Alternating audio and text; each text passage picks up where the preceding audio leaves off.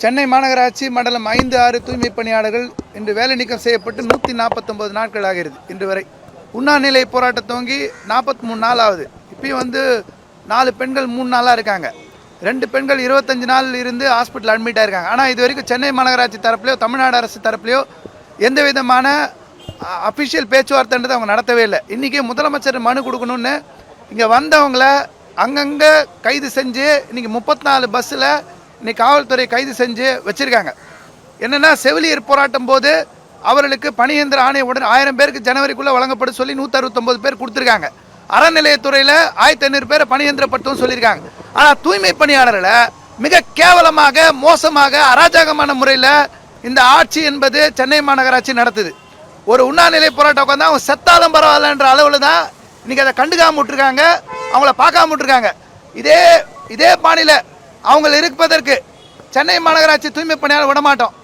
எங்களுக்கு தூக்கம், எங்கள் வாழ்க்கையை பறிச்சவங்க, எங்கள் தொழிலாளருடைய வாழ்க்கையை பறிச்சவங்க, நிம்மதி இல்லாமல் இருக்குன்னு நினைக்கிறவங்க அவங்களும் தூக்கம் இல்லாமல் இருப்பாங்க. எங்கள் அடுத்த கட்ட போராட்டங்களாக முதலமைச்சர் அவர்கள், அறநிலையத்துறை அமைச்சர் அவர்கள், நகராட்சி நிர்வாக அமைச்சர் அவர்கள் இவர்கள் வீட்டை நோக்கி மனு கொடுக்க செல்லும் போராட்டம் என்பது நடக்கும். அடுத்து கமிஷனர் குமரகுருவன் வீட்டை நோக்கி போராட்டம் நடக்கும். இந்த 20ஆம் தேதி சட்டமன்ற கூட்டத்தோடு நடக்குதுன்றாங்க. எங்களுக்கு பதில் சொல்லாமல், தூய்மை பணியாளருடைய போராட்டத்துக்கு பதில் சொல்லாமல் அவங்க சட்டப்பேரவை கூட்டத்தோடு நடத்தினாங்கன்னா எல்லா சென்னையில் குறைந்தபட்சம் ஒரு 10 இடங்களில் தொடர்ந்து போராட்டம் நடத்தும். தினமும் போராட்டம் இருக்கும். எங்கள் போராட்டத்துக்கு அவங்க பதில் சொல்லி ஆகணும். முதல்வர் வீடு, நகராட்சி நிர்வாக அமைச்சர் வீடு, அறநிலையத்துறை அமைச்சர் வீடு, கமிஷனர் வீடு இங்கெல்லாம் நோக்கி நகருவோம். எங்களை பேச்சுவார்த்தை பண்ணணுன்ற பேரில் டெப்டி மேயர் அவர்கள் முயற்சி எடுத்தாங்க. அமைச்சர்கிட்ட மனு கொடுக்க சொன்னாங்க, டெப்டி சிஎம்க்கு மனு கொடுக்க சொன்னாங்க. இதெல்லாம் நாங்கள் செஞ்சோம். டெப்டி மேயர் நல்ல முயற்சி எடுக்கிறாருன்னா சமாதானத்துக்கு ரெடின்ற முறையில் நாங்களும் இறங்கியிருந்தோம்.